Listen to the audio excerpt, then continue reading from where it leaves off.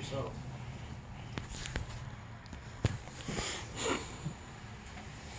Wet noses, tail wagging, barking, snuggles, and insurance. You heard right, insurance. Most people don't think about adding insurance to their homeowner policy for a dog. Think about a dog that you have or had. Were they a breed considered to be a family friendly?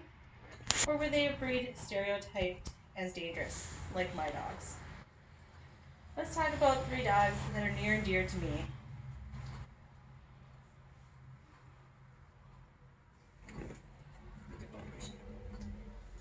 These pictures might be a lot to take in. A scary Rottweiler, a dangerous Rottie Pit Bull, and a harmless Min Pin Terrier. Any one of these dogs can be dangerous. However, 2 out of 3 are considered dangerous. Those of you who knew them knew they only wanted petting and treats. Bad owners should be considered dangerous, not the dog. Today I'm going to talk to you about the unfair classification of a couple breeds, the Rottweiler and Pit Bull. We'll talk about the good that these dogs are all about, and the bad that happens to them in the hands of wrong people. 2 breeds, stereotyped as dangerous, Rottweilers and Pit Bulls. Crave a family like those not classified as dangerous. First we'll take a look at the Rottweiler. Like most breeds, they have a long history of working dogs to family pets. From the beginning, these dogs were bred to be working dogs, which meant they were out driving and protecting the livestock. These dogs do need the right training, like others do. As part of the working group, they're intelligent and quick to learn.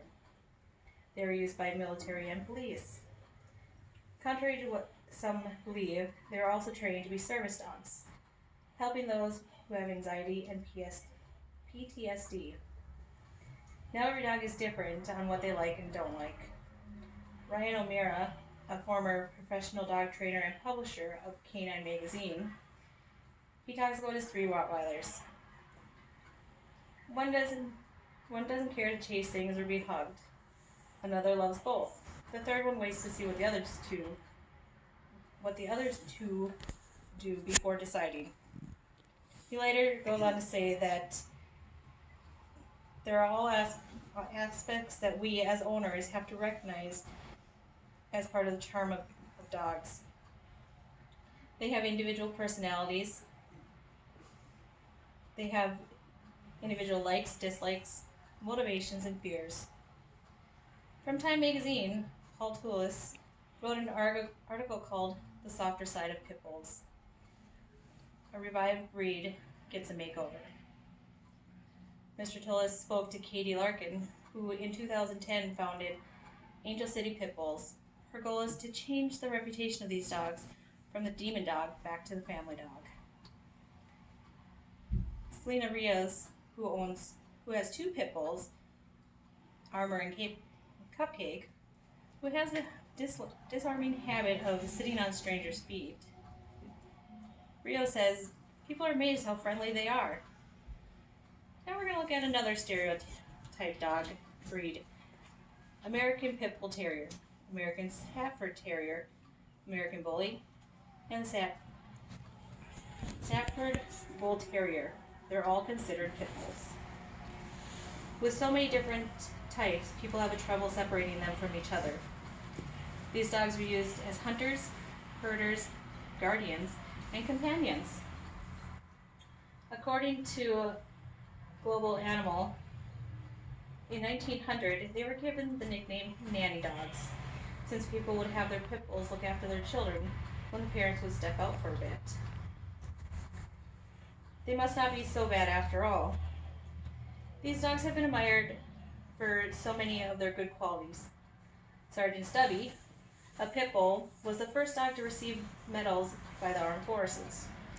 He survived being wounded twice, captured by the Germans, and saved his entire platoon from poison gas.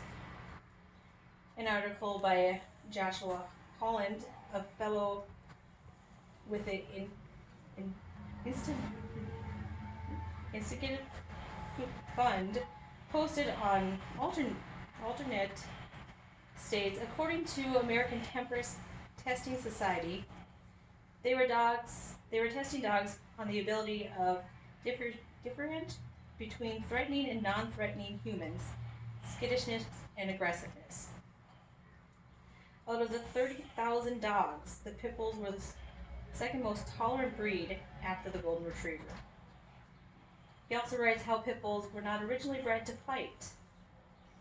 It wasn't until the 1980s, 1990s when they were being used in dog fights. They may be labeled by the world as dangerous, but they have been proven that they have a calm temperament, and those who know the good in them rally around them to keep fighting to show the rest of the world what they already know. Cameron Lawrence of the Louisville Magazine wrote an article called "Is this dog dangerous?" He writes about a group of different dogs, including 3 pit bulls that are going through training class to become therapy dogs, working in nursing homes, hospitals, and even classrooms. He spoke to one owner who bought her dog from a breeder trying to sell her for dog fighting. Another owner in the class already had one pit bull who was a rescue and a therapy dog. Now that we have a brief history on each of the breed, I'll discuss some of the statistics and misconceptions of each breed and how humans contribute to these misconceptions.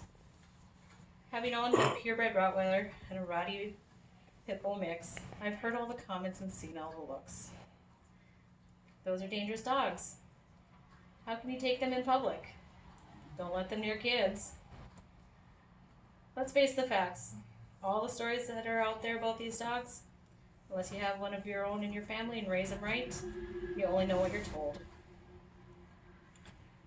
When you think about the news, on the TV, the articles that you read, how often do you hear about another breed of dog attacking someone? It's always a pit bull, a Rottweiler, or one of the other so-called dangerous breeds. If you look at the statistics reported on maxlaws.com, it says 35 of the fatal dog attacks in 2008. 25 were identified as pit bull or pit bull mixes. But let's remember, there's at least 7 dog breeds that are classified as a pit bull. If you take into account that they're lumping all these dogs in one category, so the numbers are stacked against them.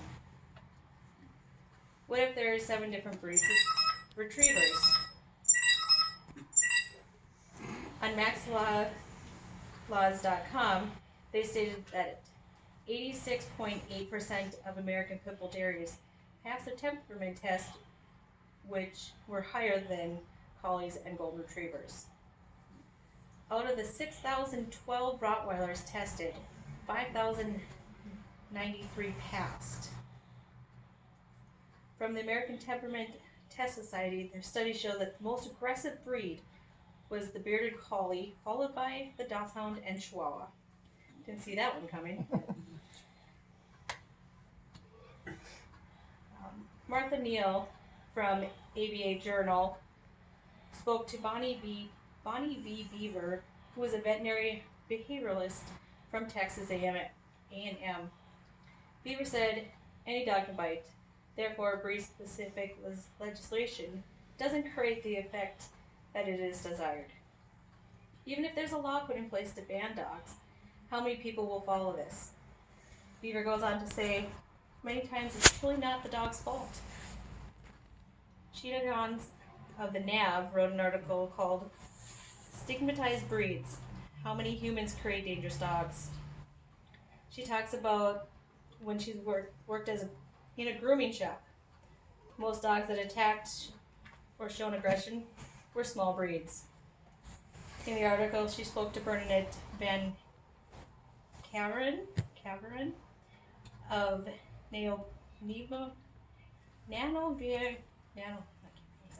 Pet Services, who has been working with dogs for 35 years. She said the bullies, bulldogs and pit bulls, are the sweetest dogs in the grooming salon. Yorkies are the ankle biters. The National Companion Animal Coalition gave reasons why dog-specific specific bans that the cities and communities are putting in place are troublesome. They state a dangerous dog can exist in every breed and crossbreed.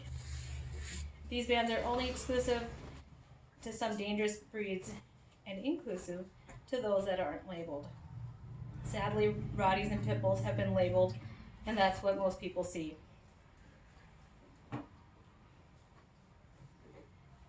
They forget about how these dogs are labeled because of what humans did to make them that way.